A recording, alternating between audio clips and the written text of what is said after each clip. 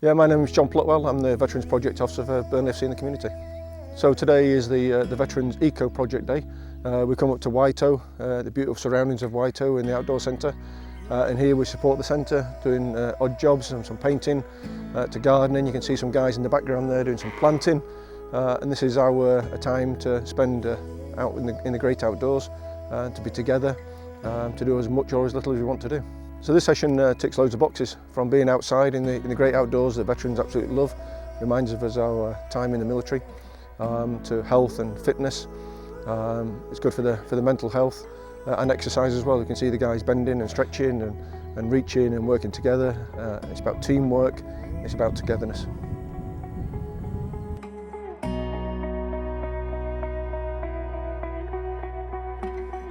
I'm Ben Robinson, lately from Enniskillen in Northern Ireland. Been coming probably 9-10 years, all in.